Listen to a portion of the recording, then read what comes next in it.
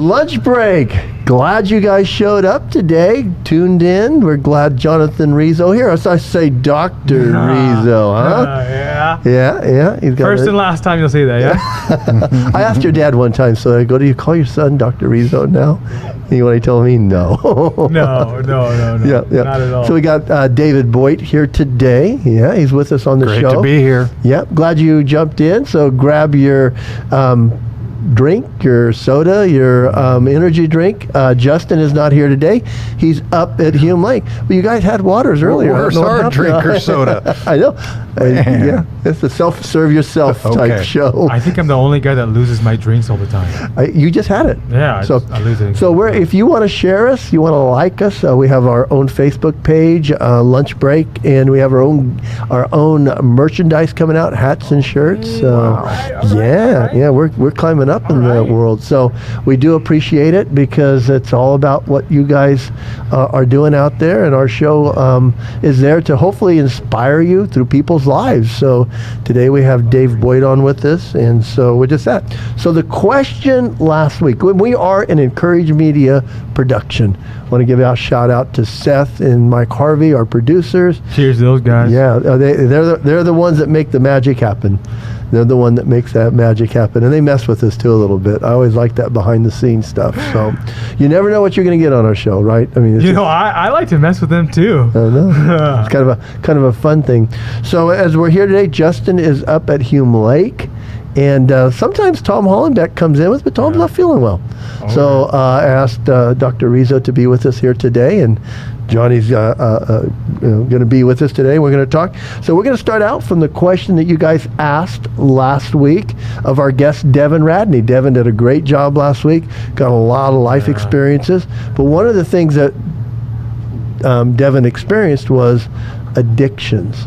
So the question came from you guys, and what I do usually when you guys send us in the question through the email, pastortom@vbf.org, and the question came in a few different types, so I kind of lump it together, and it came out in the form of how do you overcome an addiction. And there again, John, you're kind of the expert, you're the therapist in this area, so addictions are hard. Oh, they're extremely hard. But they come in many forms, don't they? Because a lot of people think when you talk addiction, you talk drug addiction, alcohol addiction, but it goes deeper, doesn't it, John? Way deeper. Yeah, Way deeper. And so sometimes, John, this is where your expertise comes in. You have to identify it, don't you? Well, the thing is usually the drugs addictions come from the deeper addictions that we don't really take care of. Really? That's a deep thought. Oh yeah, I'll stop there for you right there. Yeah, it's like a mic drop almost, right? Yes. Right? You do the drugs because you're like in this area. Yeah, so it helps people cope, right? Wow. Well, I'm going to jump in. A lot of people know that, and I've shared this from the pulpit, and I've shared it on our show a little bit. One of my biggest addictions was anabolic steroids. Now, people don't get it. There again, we live in a world of performance. Nowadays, they're calling them PEDs. David's a coach and an athlete and a fellow bodybuilder. And as you want to succeed, sometimes people look for shortcuts. And I tell people all the time, anabolic steroids are not the shortcuts because it costs you. What does it think? You both are educators. Everybody thinks, I can get away with not either studying or I can get away with not doing my best or trying my best. And then they'll just fill in the gaps. So a lot of people who are in athletics who are based on performance, will jump into a PED, and they're in all kinds of forms, but they bring along with them addiction. Now, when I tell people about my anabolic addiction, I've been around some of the best anabolic steroid experts in the world, and then that's not through sports, it's through being involved with some legal stuff. But they'll tell me that not only does steroids addict you psychologically because the physical is gone, but it's also mental. Sometimes they say they change you. And so I dealt with that, and I've overcame that. And I tell people all the time, I couldn't get rid of my fix for steroids, wanting to be strong and big, and just also thinking they're part of who I was. was. So it became your identity. Yes. Well, I mean, what became my identity, like you said, was my physicalness, because all I was is good enough for making the magazines, sponsoring supplements, things like that. And I had to realize that I had to feel like I had to keep the pace. And to maintain it. Yes. Yeah, that lifestyle. And it's hard. And when you realize the older you get, you can't maintain it. I started at 17, I retired Amen at to 27. that. So it carries a price. Oh yeah. But I couldn't get rid of it after I retired from competitive bodybuilding at 27. But I went to a better drug. In my head, I justified it. But I truly got released from it when I got saved. I tell people I did a cc and a half of equipoise the night before I got saved, and after that, never again. Wow. Ever. And I tell people, I shared this with Brian Welch, the guitarist in Korn, because he kind of had a similar experience, but that doesn't happen with everybody. Yeah. When he gave his life to Christ, he seemed to get rid of the meth and that kind of stuff. Yeah. But that doesn't always happen. No. So I also had something that my wife and daughters pointed out to me. I love Xbox. I was shocked about that. Really? Why were you shocked about that? You don't really seem like a guy who would spend a lot of time or have the time to play video games. Well, but there, I think that goes. You don't even have to have the time. You'll steal the time. So stealing the time from my family was what got me in trouble. My wife says, "Tom, you've just got to stop this because the girls are there." How many hours a day? Oh, I could get lost in it. Just how many hours in one day? But it was, sometimes it's not the day; it's the night. When everybody goes to bed, how many times? Anybody ever stay up all night playing a game? So you're robbing the next day. I got to be honest with you. I have it in me to be addicted to Xbox because my kids were playing it all the time. I don't have the cognitive ability to play Xbox And I'm not sure I do, but I just did. because I get killed every time I play games. So you play the war games. Yes. I So why love, the addiction to Xbox then? it's almost like it would be an escape. There you go. It's escape. There you So go. stress relief. But my wife came into me and says, "Tom, you need to fix this." So what I did to fix this was I started going to my wife and asking her permission to play Smart. Xbox. Smart. But not only asking my wife, she would say, "Well, talk to the girls." So I'd go to Taylor. Wow. And I would go to Tessa. Now, when one of them said no, then I would focus on them. So I had to put something in place, and the importance of them versus that. Well, was you had to much put more. something more meaningful too. I do. You I can't do. put something. You can't put well, I'm going to go work instead. Yeah. Because that wouldn't maybe have not worked. It wouldn't have been strong enough. But you put your values, your kids, your family. That's smart. Yeah, Man, I that's do. smart. Did it work? It did. How long did it take? Well, I haven't played Xbox. I told my wife the other day, I haven't played Xbox in probably 4 or 5 months. Not even a game. Wow. But I still do it to this day, and this is something I've We been should play working on. online tonight. No. So it just Break the fast now. it's just one of those things that I like you said, I had to put something more important That's in place of that. It was. That's so. good. So how about you, Johnny? Mine, honestly, and I think it's because I'm in a new time of life. I realized during COVID that my biggest addiction was stress. It was stress. Stress like you stressed out, or you enjoy stress? No, that was the hard part for me. It was I needed stress. You're an adrenaline junkie. I was so used to it Yeah. because I was always doing at least 60 hours a week at work. Yes. And I was going home and I was doing some intense, rigorous studies too. Yeah. And my work it's not an easy job. I don't sit down, and because I work in the schools, so I don't sit down and hey, talk to me. No. We're in the classrooms while these kids are erupting. We go to the homes when the kids are having difficult issues. We have to talk to them when they're being abused. We have to figure out what's happening. Right. And what I realized is I was so used to that. After so many years. All of a sudden, when COVID hit, It got taken stopped. away. It stopped. And then all of a sudden, I was with my family, and the mundane hit, sitting there. After the second or third day, I thought something was wrong with me. Oh, really? I can't sit still. What am I supposed to do? My wife could see, I think it takes people, maybe 3-4 months to get cabin fever. It took me 2-3 days. Uh-huh. And I realized, wow. And this is what killed me, because it was a little bone chilling about it, is for a moment, I was like, I hate the stress of this all the time, but then I also hate not having stress. Is this the way life's going to be forever? It was kind of bone chilling, so I had to really learn how to change my relationship with stress. And it took a long time. I'm still changing that relationship, but that's what I realized. So what I was doing a lot of the time to continue the stress was I gambled, right? A lot of other things, but that's why I'm trying to replace it too. This is the replacement. This is the Exactly. replacement. The stress of this. Well, I know, Johnny, that you jumped in. I know a couple of years ago, you and I kind of developed a bond, and yeah. you jumped Oh, yeah. in with ministry. Oh, yeah. So this is something I think we all got to talk about and say it never ends. No. You're always working to overcome something else. I'm here for the replacement. Yes, I agree with that. Right? How about you, Dave? I mean, there again, you've got so many things that you've accomplished in life. I keep telling you, Dave, that is so. I'm kind of on the same line. It's not really an item. It's more of a thing, if you will, inside of me. Okay. And so for me, feeling. for me, it's really all my life I've been driven to make other people happy and worrying about whether or not I'm good enough and I'm accepted by those other people. So to be honest with you, almost every decision I've made throughout my life was driven by how can I be good enough? And worrying about, am I good enough? So it And was people pleasing. people-pleasing. Not for if not for an empty reason.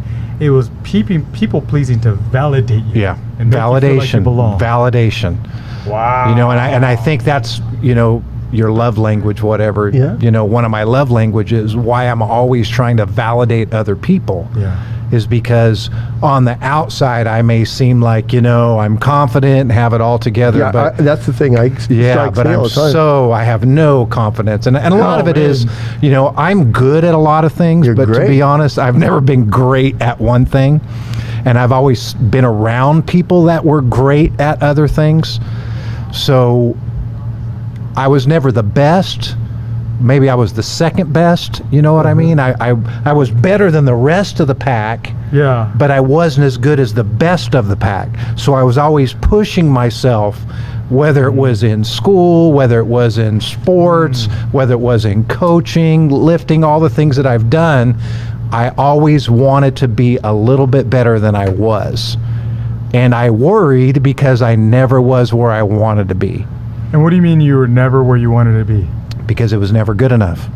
Hey, so you're still like that now, you think? Still like that now. I so think what that's you're saying is that you always feel like you're inferior. yeah, absolutely.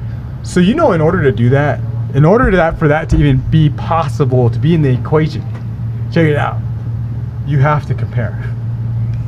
Did you know you can't feel that way without comparing? Yeah, It's not possible, right? that's right. So Dave, what have you done to help overcome that? Have you recognized it? I've recognized it, but I think it goes back deeper and deeper. I was very fortunate to grow up in a Christian home. I know you had a great family. Yeah, great family. I think we got a picture of the family too, don't we? Oh, do we? I don't know. I thought we maybe have a picture of the family. Oh, yeah, there's the kids. All right, there they are. That's that's a great my picture. world right there. I know. That's my it life. is. Good kids. And I was very fortunate. My parent, I was in church on Sunday morning, Sunday night, Wednesday, Thursday night choir, and I was raised in a Pentecostal church, but I learned to work out my salvation through fear and trembling, right? So I can remember every Sunday, I'm going forward to get saved because I had done something wrong during the week. And so my whole lifestyle was that, though. Hey, I didn't eat right this week. I did something wrong. I didn't lift enough this week. I didn't watch enough film as a coach, Yeah. and so it was never enough until I discovered that hope in having this faith in a God who has grace and a God who, not that there's not consequences for our actions. Yeah. Obviously, there's consequences for our action because he's a father that holds us responsible and accountable. But it's kind of like when you walk into a room and a guy pulls a gun and puts it in your back. You're going to do whatever he tells you to do as long as that gun is there. Oh yeah. But as soon as he loses that gun, you're either going to run faster than the other guy or you're going to jump him, right? Yeah. And so my faith was kind of based upon fear, which fear is a great motivator, but it's a short-term motivator. It doesn't last long. That's what the research shows too. And so learning to have that grace with God helps me have more grace with myself. If God accepts me for not being the best at it, then I can accept myself for not being the best at it. So that perfectionist kind of slows down a little bit. But it's also happened in my older age. don't you find sometimes, like we got to leave you out of the equation here because you're a young buck still, but some I'm of a baby. some of those things come back in, they creep back in, don't they? Absolutely. Because it's almost like that curve. You're achieving. You might have achieved, and all of a sudden you lose that just by the fact of getting older. Yes. I find that out when I get up in the morning now, and I'm like, oh my gosh, my back's bothering me. That didn't ever happen when I was 22 or 30 or 40. It just creeped on. Yeah, I have to warm up to get out of bed in the morning myself. I Yeah. love that, Dave. Yeah, I it love sucks. that. I love that. I like it. So what you did essentially is your process right now. So you're not not be such a people pleaser for validation. Is you started trying to get validation from God then? That's right. That's what you did. Validation from That's your- God, that's your accepting me process. for who I am, but also that doesn't happen overnight. What do you mean? That comes through studying God's word, developing that relation. It's kind of like when you're a kid. I grew up in a old school house. My dad was a hard guy, right? And I did everything he wanted me to do because I was afraid I was going to get a butt whooping. And I couldn't stand my dad as a teenager. Yeah. Now, when I got married, he was the best man in my wedding. Got smarter too. Got smarter. The older right? you get, I find that the funny. Older you get, the older you get, That's Pastor right. Hector gets smarter, right, Johnny? But Right think now, about he's a that. living genius. But think about that. That's also how our walk with Christ is. It is. Because the more we mature in our walk with Him, the more we serve Him based upon this God is amazing and awesome and accepts me for who I am. Goes back to love. It goes back to love. And so when I got older and my dad wasn't the big, strong, husky, tough guy anymore, but I still had just as much respect for him, but not out of fear, right? Wow. Out of love, out of an understanding of everything he did because he cared about me. Like everything God allows us to go through, right? He does because he cares about us in spite of our ignorance. Wow. So Yeah. you're saying. I love it. That's a mic drop again. And so you're saying in order to get validated, to switch the validation from Sure. people pleasing to God, it was just a means of you just changing your perspective. Changing my perspective. But it took me a long time. It does. You tell people that as you go through your walk with the Lord, that the Bible says that God's long suffering and patient, and I think you have to give yourself sometimes that grace. It takes time to walk through with the Lord. How do in you do relation- that though? Because I'll tell you what, as an honest question, I don't know how to do that sometimes. well, I'm still struggling with Well, perfectionism. I think it's going back to just knowing how God is that long suffering. He's just expecting us to change overnight. And I think it goes back to Christ coming down and living in the form of a man and going through it. The Bible says that he was tempted in all ways but did not sin. That's something I'm not touching here, but it said that. So when he died and resurrected, we have his spirit, it's kind of like that, learning, and I think that's been my walk with God, which has been 30 years. It's just been that one where as I start out, I know that God's patient with me, so I have to be patient with myself too. Dang. Because it's not overnight. So that's the perspective that you take. Yeah. So, And that's interesting because you made a comment earlier about my accomplishments. And first of all, I've learned from my dad. My dad always said when I was growing up, if you talk about yourself, it gives nobody a chance to say anything good about you. Good. So humility is always extremely important to me.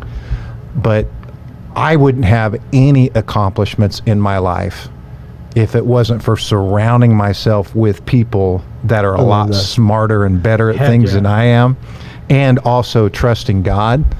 As I know most of the stuff that I did, I was always doing to fulfill that void of Yeah. pleasing people, whether it was when I was doing sports or bodybuilding Wow. or coaching. A lot of it, unfortunately, was driven by, hey, I have to be the best at this. Winning sometimes. And, I'll be honest, when I was coaching, I probably did some kids wrong because winning was so important to me when I first started. And I had to learn that, God put me there for a reason. And winning maybe wasn't always the reason. And I probably had more spiritual times and more ministry with my teams in those losing seasons Yeah. than when we were winning games. And because when we're winning games, my goal was, my guys are a lot better than everybody else's. We just got to line them up in the right place and not overcoach them. Yeah. Right. And, you know, everything's great when you're winning, but then when you have those seasons where you have that adversity, they're watching how you deal with that adversity. And so I think That's hard, though. Yeah, that's tough. It's like me, We, right? we live in a performance-based society. But like you said, hey, all your accomplishments, I had a lot more failure than I did accomplishments, right? And people don't remember you for your failure, unfortunately. They remember you for your accomplishments. But remember, I also was a guy that went to the Valley Finals twice and lost both times, right? So I'm also the guy that couldn't win the big one, right? Yeah. So every accomplishment comes with a challenge or a failure, right? I mean, look at Job, right? Oh, I agree. So Do you think you could have gotten there or gotten here if you wouldn't have had those what Absolutely you would call failures? absolutely not. That's important for So the it's- audience to hear if you just stop there for a moment.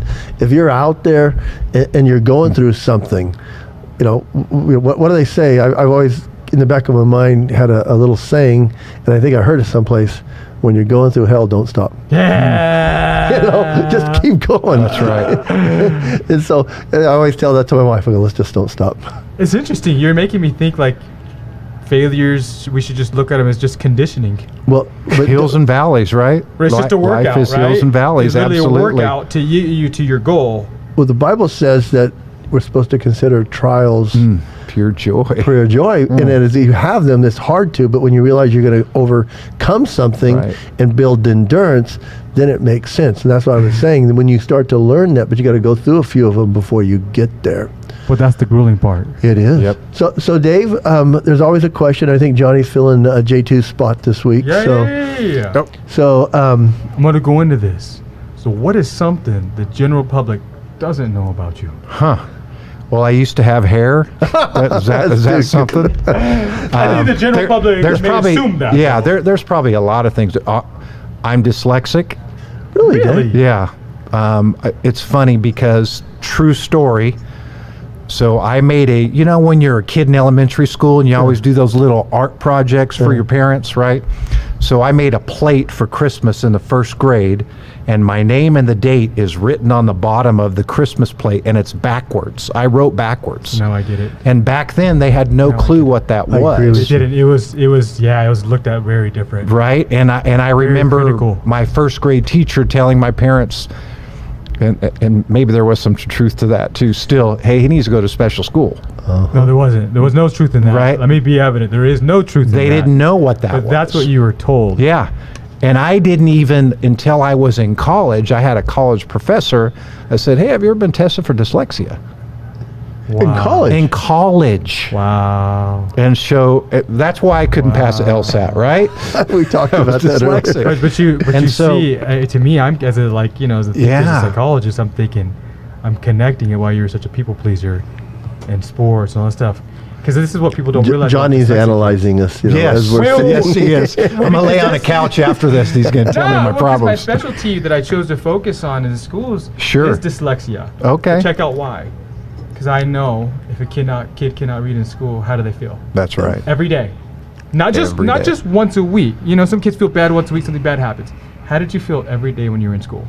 Work harder, do better. Yeah. But how did you feel Horrible. when I you hated did the school. assignments and it didn't work out? I hated it. I felt like a Failure. Boom. Yep. Yeah. And so I accommodated for that by other things. Overachieving. I'm going to do sports, right? That's crazy. You You know? know, this is the funny thing. I'm gonna go on to the next if you don't mind. Yep.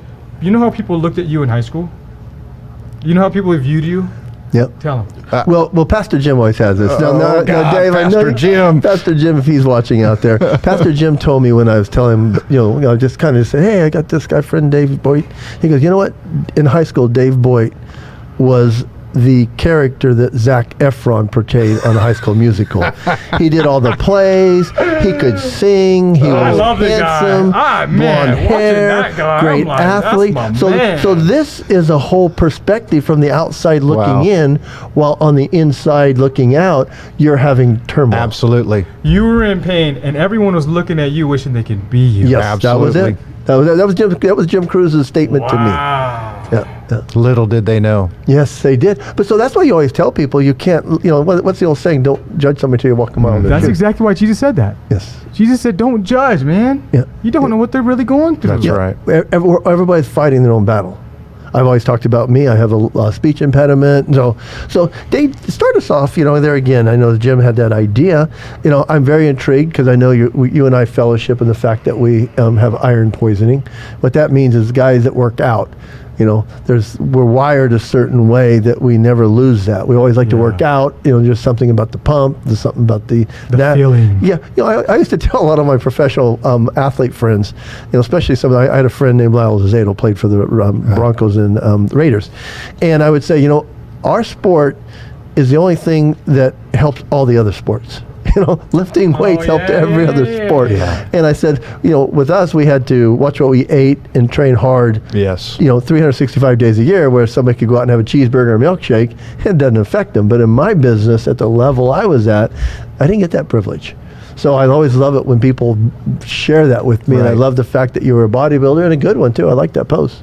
Oh. I like those photos. You are, Dave. You have to admit that and say that. But no, It was fun. What do you think when he brings that up? What's your first thought? Tell me. Well, it's so. And I'm gonna tell you my first thought. How that all came about, when playing college football was done for me, I still needed some sort of urge, some sort of high. Yeah. And so my good friend Rick Priest, Uh-huh. he was working out at a gym called Strength and Health. Oh, yeah, old school, 21st Street.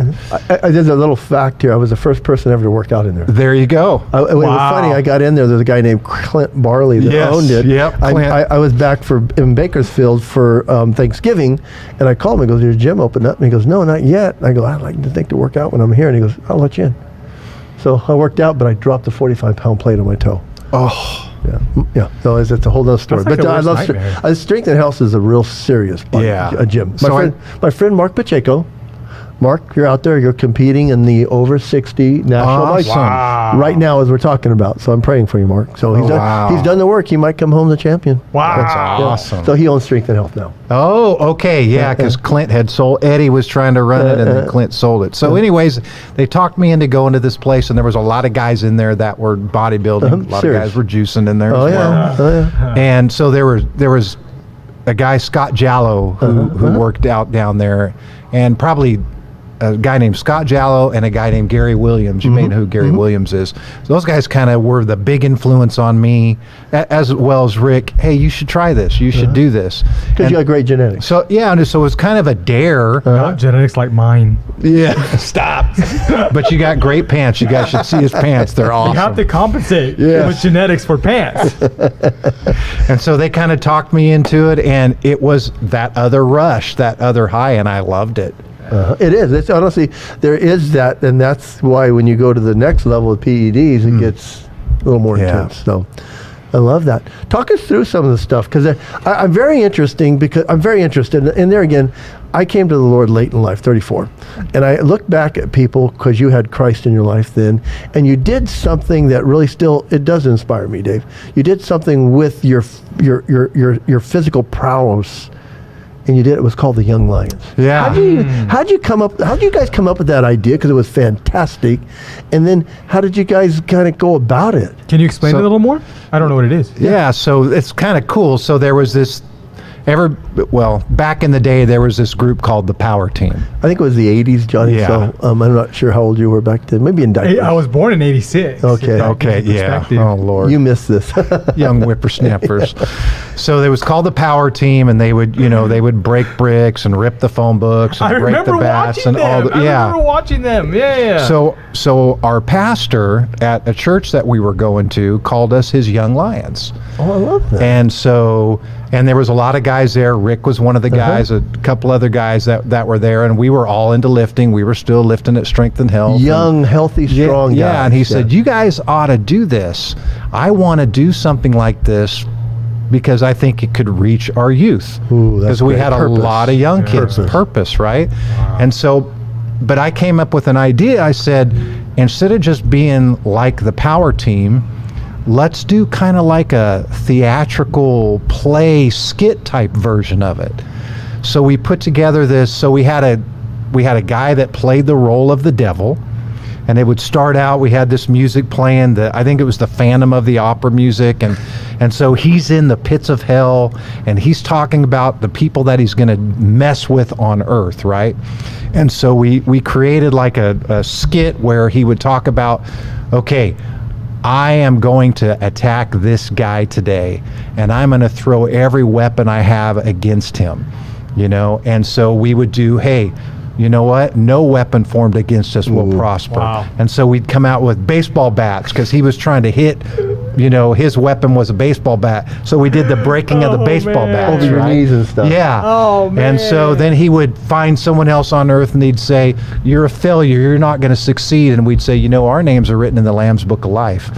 And we'd rip the phone books. I love So that. you Right? learned how to make the power team Yeah. into a cool storyline. Yeah, and so Yeah, that's a creative. and then we broke the bricks, and then at the very end we had a guy. I could never do this. I could never get those handcuffs.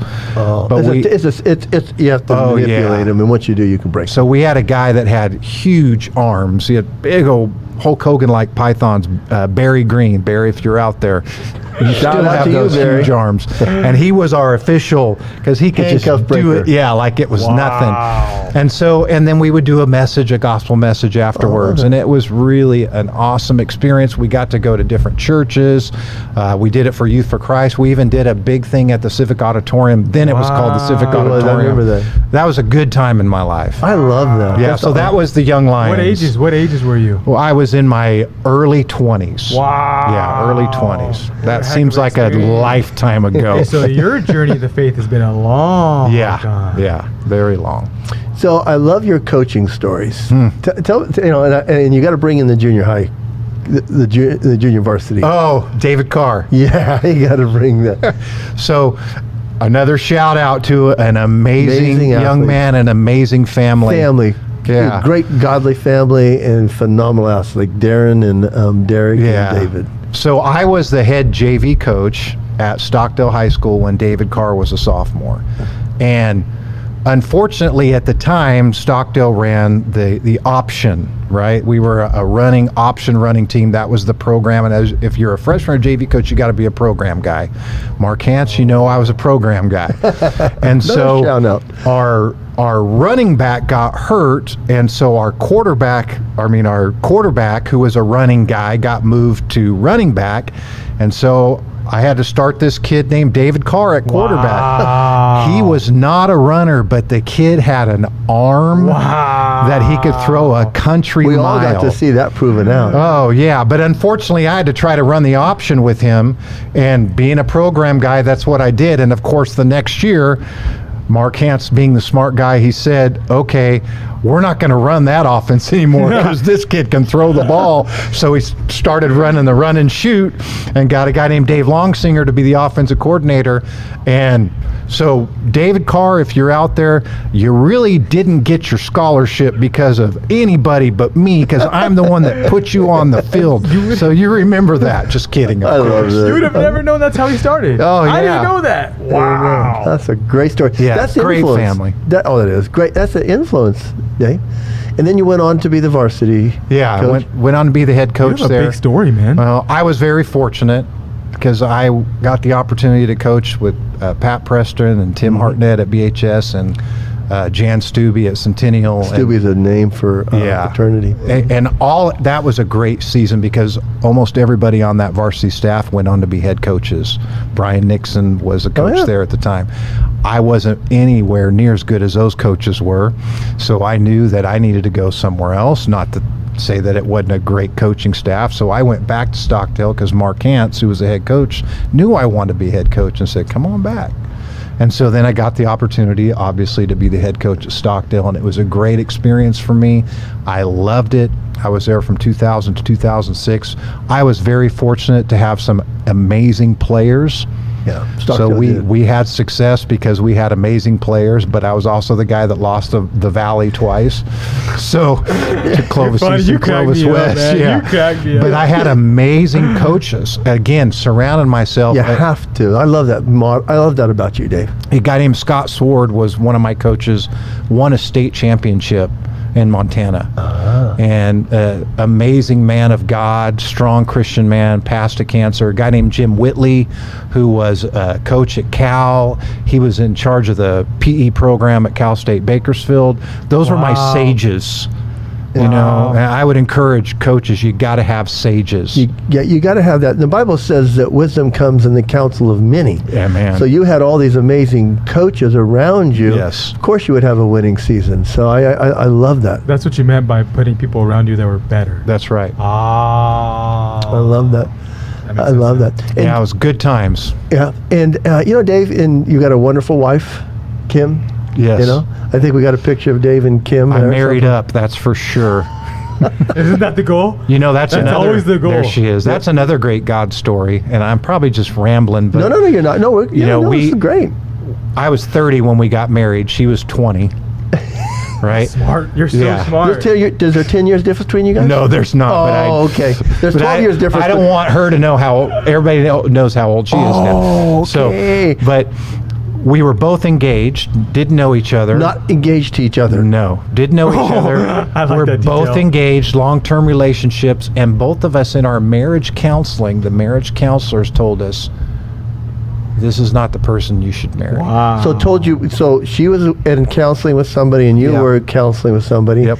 And the counselor said, you shouldn't get married. And counselor said, you guys shouldn't get Were you married. guys That's different? Were you guys in the same room No. when that we was happening? Okay. Didn't even know This each is like a other. group Didn't even session know each other. happening. Didn't even know each Oh, other. Wow. And met 6 months later. In fact, Rick, it's so funny because Rick said, That's hey, crazy. I know this girl in Visalia. She's just like you, but she's a chick. You got to meet her. So Rick will take credit for Rick this, will too. take credit for it. I like that. Absolutely. I like that. And you know what? She's just been, she puts up with me. Mm-hmm. And What a lucky man, just a dude. very lucky man, godsend, and she is the rock Wow. for sure in Yeah. our home, and gave me some amazing kids. She did. Well, they're really smart, so we're still waiting for the DNA to find out if they're really mine. You know, one went to Yale, kidding. one's at the Naval Academy, one's at Fresno I know. State. So just very blessed, very fortunate. Dave, you got to tell us, our audience, about being the Fresno State Bulldog #1 fan. Yes, that was awesome. Dave, until that day. Dave, I knew. There's the picture. There it is. Dave, I knew you were at the game, Oh. but I never put it together. And and there again, I have an ESPN app, and I saw it, and all of a sudden I'm like, that's Dave Boyt. What's he doing on ESPN? I thought maybe I was like on Right. something else, and I read the story, and I go, I think when I don't know if I called you or something, or you told me you broke your leg. I was like, what the heck? So tell the story. So my daughter was a dancer at Fresno State, and my wife went to school there, so we just embraced the whole Right on. Bulldog fans, tailgating. We have a little teardrop. We took it to every single home game, long day, right? And just got so entrenched in the season. Well, it was an amazing season. They got to go to the Las Vegas Bowl, and they beat Arizona State. Wow. So at the end of the game, all of the young whippersnappers, including my son, rushed the field. Mm-hmm. And Being an old coach like you were. jumped over the 12-foot wall. So as my son's going down and jumping over the wall, I follow him down, to which my wife said, "You're not going over that wall, are you?" And I said, and I quote, "I got this."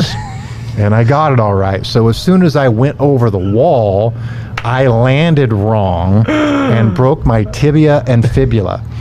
And so after, and it was a great day, and I didn't want to ruin it for my daughter, so she comes over and I see that she's crying. Oh. So I immediately started cheering on the crowd like a player, being taken off in a stretcher, doing this, and I'm leading a chant, Fresno State, Fresno, Oh, and I'm man. leading this What a chant boss. On the gurney. What a and on the boss. gurney going out, and as soon as we get in the ambulance, right after that pose, then the reality set in, and wow. So 2 surgeries later, and I'm still, to be honest with you, I'm still recovering from it. I don't have the range of motion. You became a professional scooter rider. I my hero. became a professional scooter Every time at church rider. I'd see him coming, he was on the scooter. Yeah, so they did that story, #1 fan. They did, ESPN ran it, Yeah, didn't I remember when you and broke your leg. Fresno I didn't know it Bee was and all 'cause of that. that. That's Yeah. what happened. Yeah, that's my they? If Dave's 15 gonna, minutes of infamy. if Dave's gonna do something, he's gonna do it big. I'm gonna do it right. Yeah, I'm gonna do it. Well, yeah, do it big. Maybe not right. Do do it big. You're my kind of man. Thank You- you. you You know don't what? need to do it right.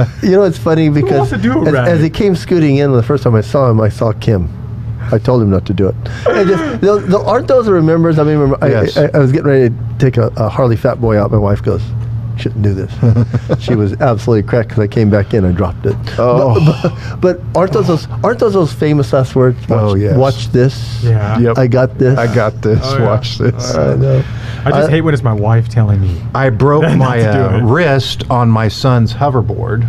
That was my when I was 50. Oh my Uh-huh. god. And then at 52, that's when I did this. I So, got you. Fun So- stuff. So yeah. what are you going to do at 60?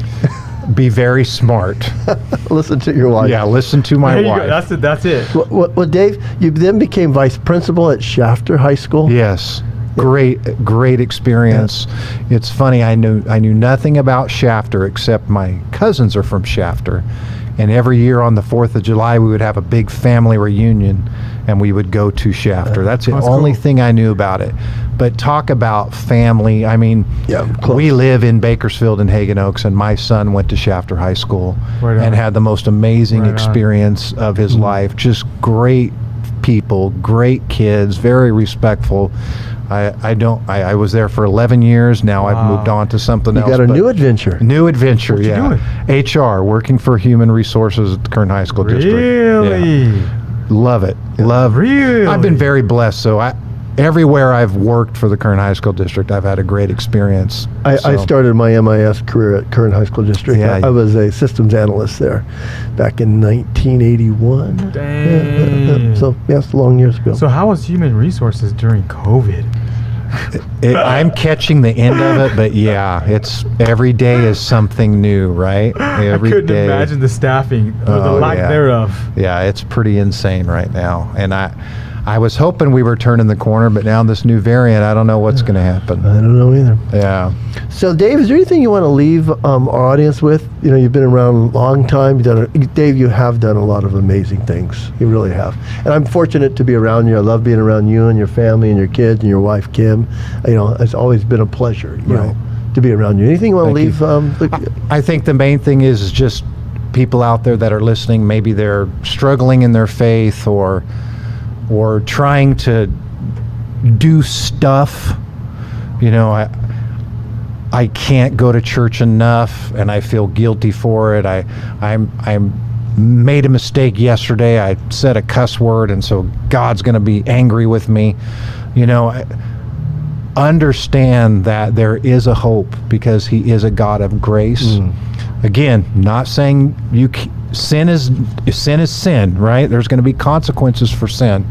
But I think if we can learn to serve God because of his great love, the resurrection power that he has given to all of us, the grace that he has given to all of us, and we serve someone like that as to opposed to the hellfire and brimstone God that's out there, Yeah.